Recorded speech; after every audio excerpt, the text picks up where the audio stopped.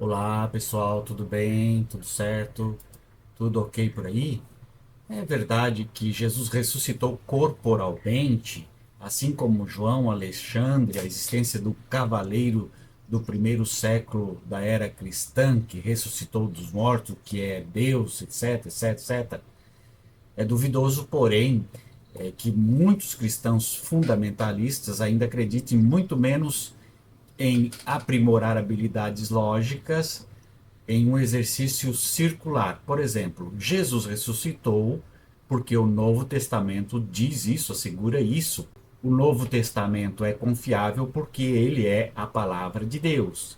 A palavra de Deus é verdadeira porque Deus é o ser eterno.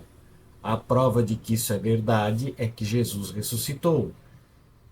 E assim por diante está até a exaustão.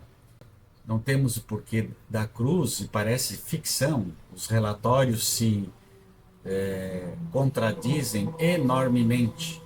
O primeiro versículo do capítulo 28 de Mateus diz que ao amanhecer do primeiro dia, ou seja, domingo ao amanhecer, Maria Madalena e a outra Maria chegaram ao túmulo emprestado por José de Arimateia e de repente ocorre um grande terremoto porque um anjo do Senhor rola a pedra e então o próprio Jesus aparece e elas abraçam seus pés. De acordo com isso, as testemunhas diretas da ressurreição são apenas duas mulheres. Há um evento sobrenatural com um único anjo e Jesus é tocado. Certamente Marcos confirma isso. Marcos 16 nos diz que, de fato, Maria Madalena e a outra Maria, aqui identificada com a mãe de Tiago, vão ao túmulo nas primeiras horas da manhã do domingo. Como Mateus pode esquecer esta terceira mulher? Bom, as três mulheres agora vão ao túmulo, como nós podemos perceber, se perguntam quem pode remover a pedra que serve de tampa para o túmulo, quando eles encontram a pedra removida e um jovem sentado dentro do túmulo. Mais um segundo. E o terremoto? E a descida espetacular do anjo que corre a pedra? O jovem simplesmente lhes diz que Jesus ressuscitou e elas correm assustadas e não contam a ninguém o que aconteceu. O que o versículo 9 nos diz é que Jesus apareceu exclusivamente para Maria Madalena. Não é permitido adorar nem tocar. E isso é complicado. Certamente Lucas esclarece para nós esta grande divergência de testemunho. Lucas 26:56 começa falando de um número indeterminado de mulheres preparando o corpo de Jesus, e então Lucas 24:1 continua dizendo que esse número indeterminado de mulheres, além de algumas outras, vão ao túmulo bem cedo pela manhã e encontram a pedra já removida. Ali então, Lucas concorda com Marcos. Nem terremoto, nenhum anjo descendo, nenhuma criança morta. Bom, o quarto versículo nos conta que de repente dois homens com roupas esplandecentes aparecem ao lado deles. Só um momento. Não concordamos que ele era um único personagem sobrenatural.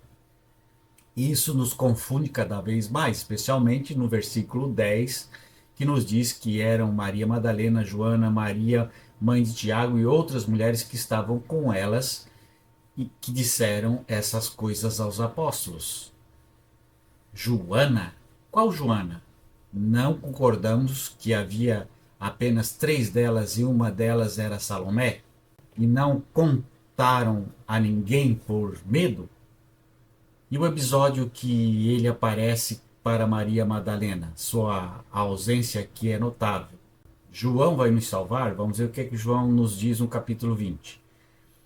No primeiro dia da semana, Maria Madalena foi ao sepulcro de madrugada quando ainda estava escuro e viu a pedra removida. Então correu até Simão Pedro e o outro discípulo, aquele que Jesus amava, e lhes disse: Tiraram o Senhor do sepulcro e não sabemos onde o puseram. Então Pedro e os outros discípulos saíram correndo até o túmulo.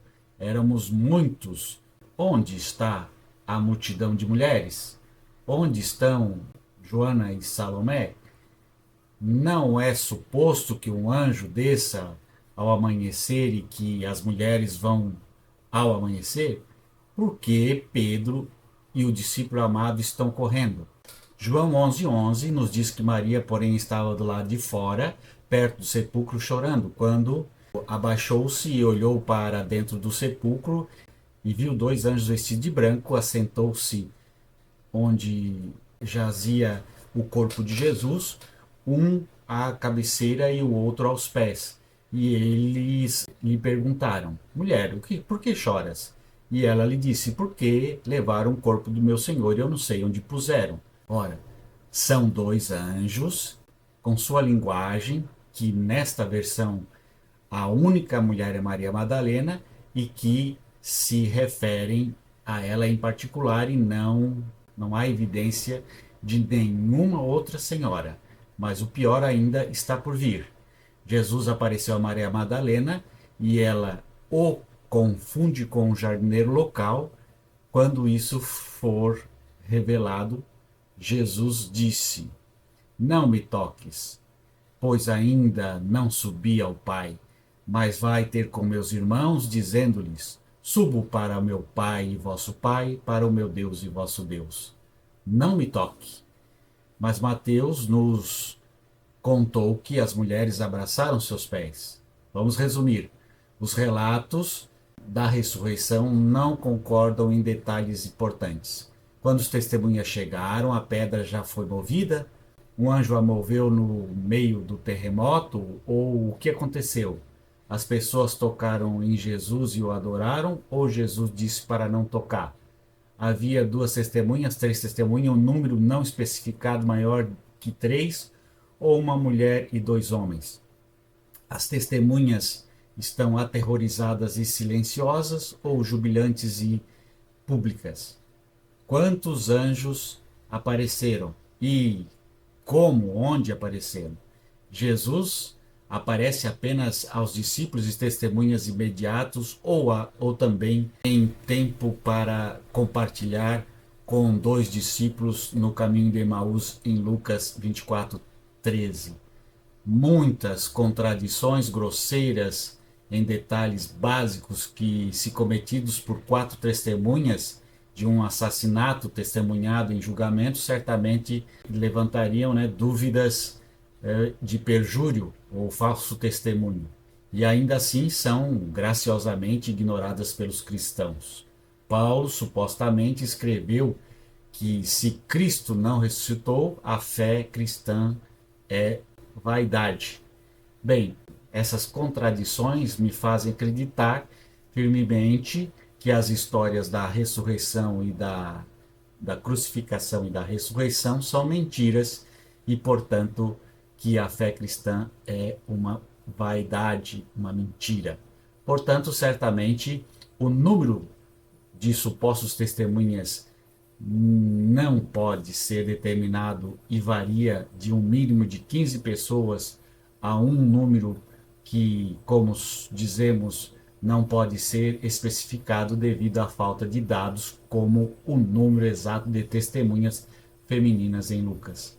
Nem mesmo o livro base dos cristãos pode ser usado para endossar a cruz, a crucificação e a ressurreição sejam outra coisa senão um mito. Por que os outros apóstolos de Jesus não escreveram outras versões do Santo Evangelho? Primeiro, todos eles foram escritos fora de Israel.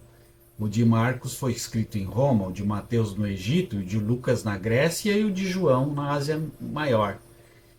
Em segundo lugar, todos eles foram escritos depois da segunda destruição do Templo de Salomão, que ocorreu no ano 70, eles mencionam isso, e foram escritos a partir da década de 90 em diante. Em terceiro lugar, todos eles foram escritos em grego, uma língua que nem Jesus e os apóstolos falavam, apenas Paulo, que era judeu helenizado.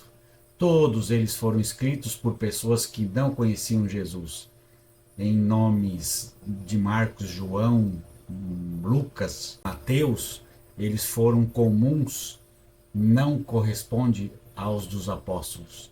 Por outro lado, os fatos foram narrados oralmente e os sociólogos sabem como funciona nesta área o que eles chamam de clínica do boato.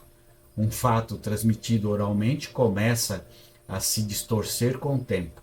Além disso, são todas histórias que visam a propagação do cristianismo dentro do Império Romano e, consequentemente, agradar aos romanos. Por isso, encobrem a imagem de Pôncio Pilatos, que, segundo os historiadores, era um homem cruel, justamente por isso foi demitido pelo imperador Tibério no ano 36. Por outro lado, historiadores independentes da época não levam em conta os fatos que são narrados nos evangelhos. Estamos aqui nos referindo a Plínio, o Velho, Filo de Alexandria, os manuscritos do Mar Morto e, sobretudo, Flávio Joséfo, que escreveu 6 volumes de história de Israel e não mencionou os acontecimentos dos evangelhos, principalmente considerando que Flávio Joséfo era muito pontual e não diz nada sobre a revolta que levou Pôncio Pilatos a executar Jesus. Acrescentamos que os escribas acrescentaram ou retiraram fatos conforme convinha em cada momento. A imprensa existiu lá pelo século XV. Antes disso, o que circulava eram cópias de cópias manualmente manipuláveis. Além disso, não há uma única história dos originais. E foi somente no ano de 383 que o Papa Damásio I decidiu quais livros comporiam os 27 livros do Novo Testamento, deixando de fora arbitrariamente outros livros. O processo de seleção, considerando esses fatos, avalia o que os evangelhos dizem e se é verdadeiro ou falso.